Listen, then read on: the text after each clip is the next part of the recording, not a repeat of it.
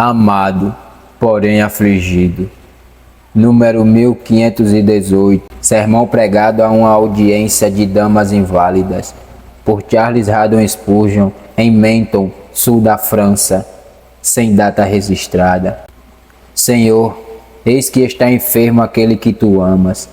João capítulo 11, versículo 3. Aquele discípulo a quem Jesus amava não está de nenhuma forma relutante ao registrar que Jesus também amava Lázaro. Não existem ciúmes entre aqueles que são eleitos pelo bem-amado. Jesus amava Maria, Marta e Lázaro. É algo feliz quando uma família inteira vive no amor de Jesus. Era um trio favorecido e, no entanto, como a serpente entrou no paraíso, assim também a aflição entrou na tranquila casa de Betânia. Lázaro estava enfermo. Todos eles sentiam que se Jesus estivesse ali, a enfermidade fugiria de sua presença. Então, que outra coisa deveria fazer, se não notificar a Jesus sua tribulação?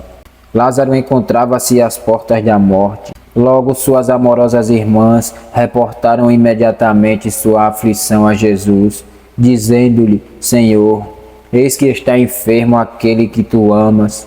Desde aí, essa mesma mensagem tem sido enviada muitas vezes a nosso Senhor, já que em muitíssimos casos ele tem escolhido seu povo em forno de aflição. Do Mestre se diz: ele tomou sobre si as nossas enfermidades e as nossas dores levou sobre si. Então, nesse assunto não é algo extraordinário que os membros sejam conformados à sua cabeça. Observem primeiro um fato que é mencionado no texto: Senhor, eis que está enfermo aquele que tu amas. As irmãs estavam um tanto surpreendidas de que assim fora, pois a expressão eis que implica certo grau de surpresa. Nós o amamos e queríamos sarar-lhe diretamente. Tu o amas e, no entanto, permanece enfermo. Tu poderias sarar-lhe com uma palavra. Então, por que motivo aquele que amas está enfermo? Querido amigo doente, não se tem perguntado frequentemente como sua dolorosa e persistente doença pode ser consistente com o fato de ser eleito, chamado e ser um com Cristo? Atrever-me-ia dizer que isso lhe deixa grandemente perplexo. E com toda a verdade, não é de nenhuma maneira estranho, antes é algo que se deve esperar. Não deveria surpreender que o homem a quem o Senhor ama esteja enfermo, pois é só um homem. O amor de Jesus não nos separa das necessidades e das debilidades comuns da vida humana. Os homens de Deus seguem sendo homens. O pacto da graça não é uma carta de privilégio que nos exime da tuberculose, do reumatismo ou da asma. Os males corporais que nos sobrevêm por causa de nossa carne nos acompanharão até a tumba, pois Paulo disse: os que estamos nesse tabernáculo gememos. Aqueles a quem o Senhor ama são mais propensos a adoentar-se, pois estão debaixo de uma peculiar disciplina. Está escrito: porque o Senhor ao que ama, disciplina e açoita a todo o que recebe por filho. A aflição de qualquer tipo é um dos sinais dos filhos verdadeiramente nascidos de Deus, e sucede com frequência que a prova toma a forma de enfermidade. Haveria de nos surpreender, então, que tenhamos que tomar nosso turno no leito da enfermidade? Se Jó, Davi e Ezequias em seu momento tiveram que sofrer, quem somos nós para espantar-nos, porque nos encontramos sofrendo de má saúde? Tampouco deveria nos surpreender que fiquemos doentes, se refletirmos no grandioso benefício que flui da prova para nós. Eu não sei qual perfeição peculiar foi trabalhada em Lázaro, porém muitos discípulos de Jesus teriam sido de pouca utilidade se não tivessem sido afligidos.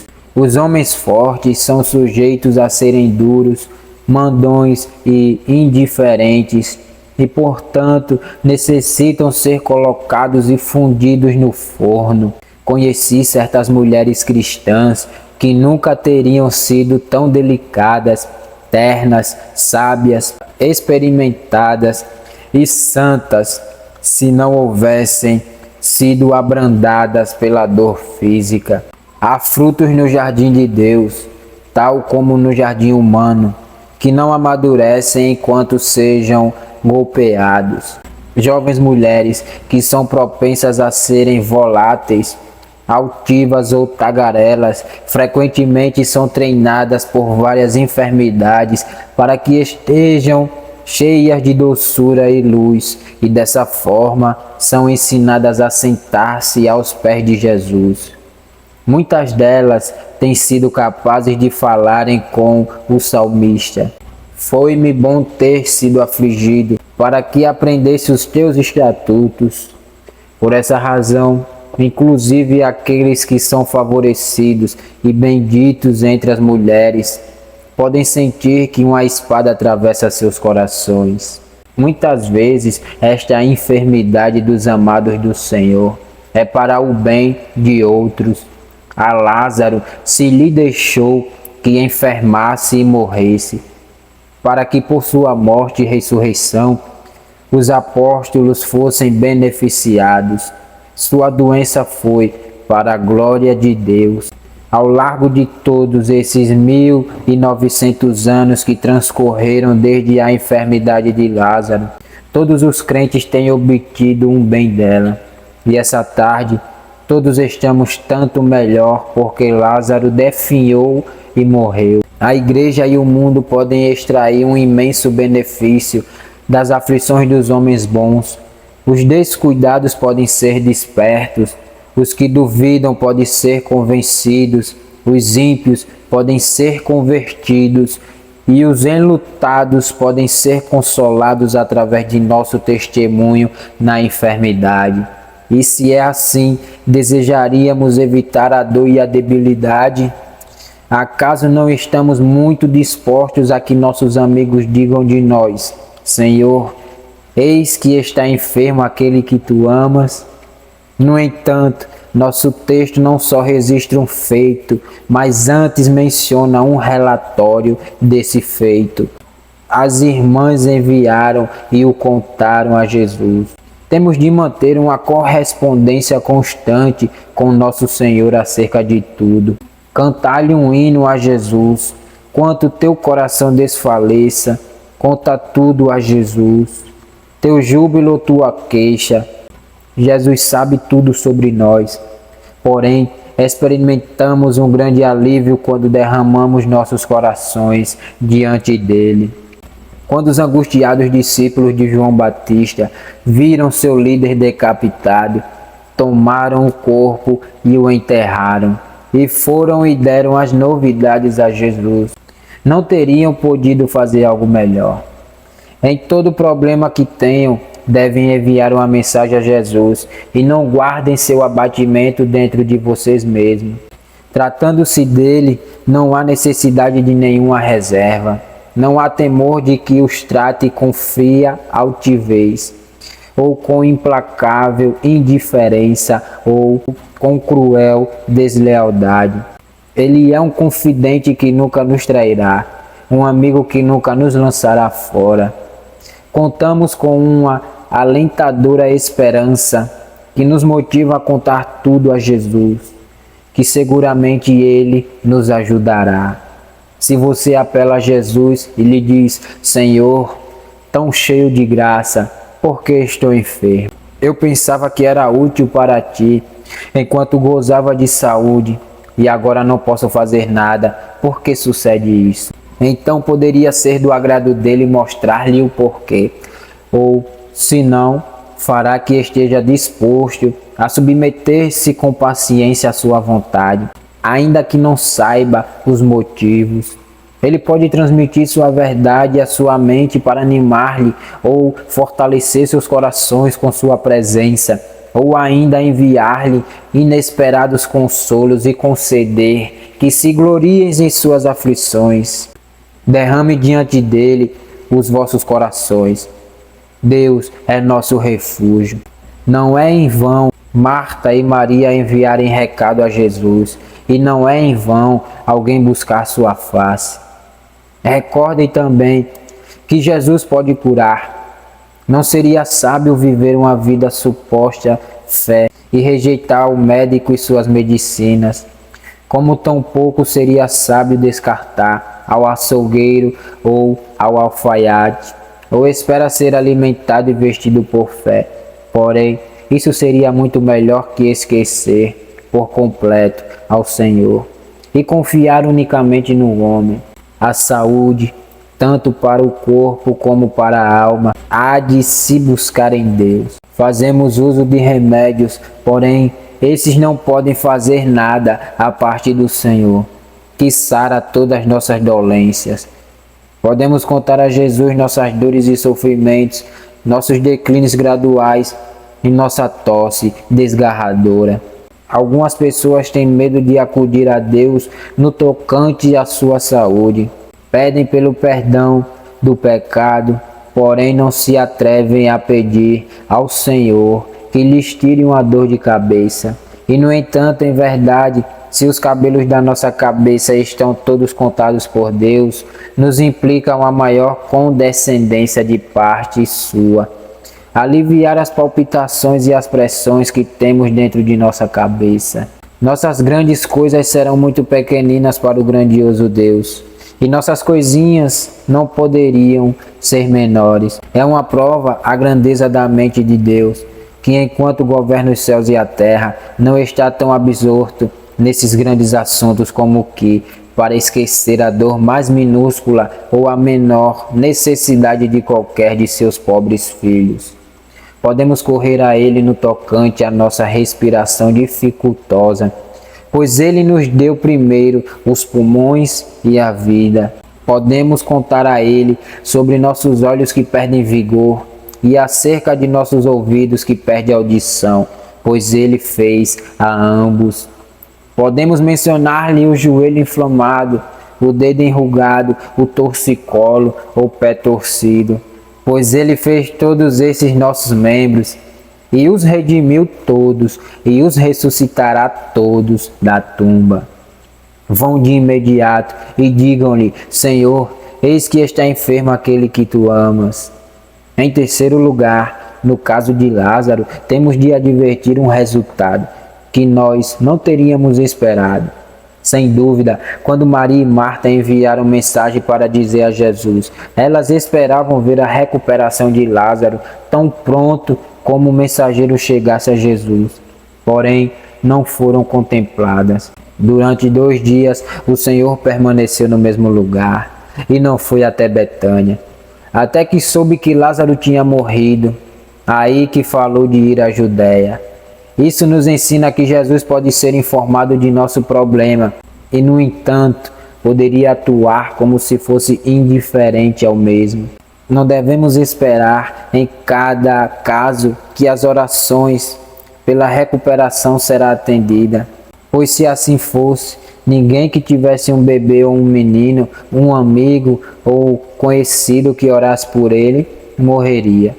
Em nossas orações pelas vidas dos amados filhos de Deus, não devemos esquecer que há uma oração que poderia estar cruzando com as nossas. Pois Jesus ora: Pai, aqueles que me há dado, quero que onde eu estou, também eles estejam comigo, para que vejam minha glória. Pedimos que permaneça conosco, porém, quando reconhecemos que Jesus os quer lá em cima, o que podemos fazer se não admitir seu direito superior e falar: não seja como queremos, mas como tu quer. Em nosso próprio caso, podemos pedir ao Senhor que nos levante e, no entanto, ainda que nos ama, poderia permitir que ficássemos pior e pior até que ao fim morramos. À vida de Ezequias lhe foram acrescentados 15 anos, mas nós talvez nem mesmo consigamos a prorrogação de um só dia. Nunca dê tanta importância à vida de alguém muito querido para você, e nem à sua própria vida, como para rebelar-se em contra do Senhor. Se defendesse a vida de qualquer ser querido com uma mão demasiadamente firme, então estaria fazendo uma vara para suas próprias costas. E se amasses em demasia a sua vida terrena, estaria tecendo uma almofada cheia de espinhos para seu leito de morte. Os filhos, muito frequentemente, são ídolos e em tais casos, seus ardentes amantes são idólatras. Se adorarmos nossos semelhantes, é como se fizéssemos um Deus de argila e o adorássemos, igual como fazem os índios, pois que coisa são eles, senão barro? Será o pó tão querido para nós que repliquemos com nosso Deus por sua causa? Se nosso Senhor permite que soframos, não deveríamos nos queixar. Ele fará para nós o que seja mais benéfico e o melhor, pois nos ama mais do que nós amamos a nós mesmos. Parece-me que lhe ouço falar, sim, Jesus permitiu que Lázaro morrera, porém o ressuscitou de novo. Eu respondo, ele é a ressurreição e a vida para nós também. Consolem-se no que concerne aos que têm partido. Teu irmão ressuscitará, e todos aqueles de entre nós cuja esperança está em Jesus, participaremos na ressurreição de nosso Senhor. Não somente viverão nossas almas, mas também nossos corpos serão ressuscitados, incorruptíveis. A tumba servirá de crisol, e esse vil corpo se levantará sem ser já vil. Alguns cristãos são grandemente animados pelo pensamento de viver até que o Senhor venha e assim escapar da morte. Eu confesso que creio que isso não é uma grande ganância, pois longe de ter alguma preferência sobre aqueles que morreram, os que vivem e permanecem até sua vinda perderão um ponto de comunhão ao não morrer e ressuscitar como seu Senhor. Amados, tudo é de vocês e a morte é expressamente mencionada na lista, portanto não tenham medo dela, mas antes anelem a noite para se despir e que possam descansar com Deus. Concluirei com uma pergunta: amava Jesus a Marta e sua irmã e Lázaro? Jesus lhe ama num sentido especial. Aí, muitos enfermos não possuem nenhuma evidência de algum amor especial de Jesus para com eles, pois nunca buscaram o seu rosto, nem têm confiado nele.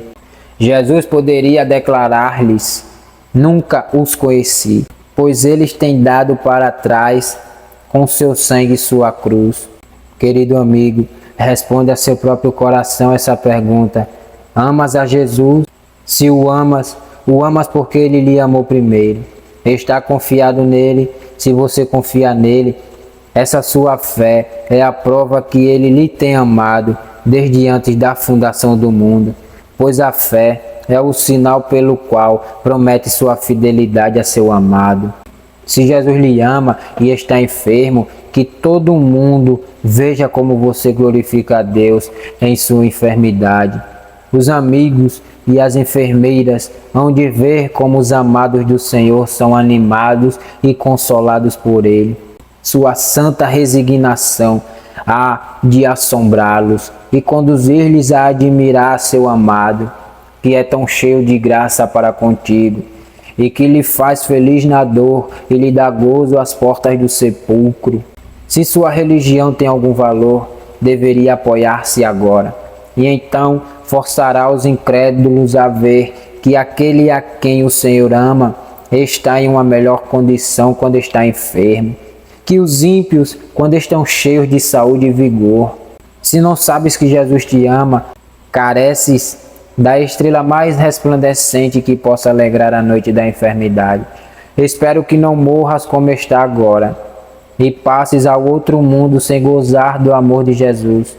essa seria em verdade uma calamidade terrível.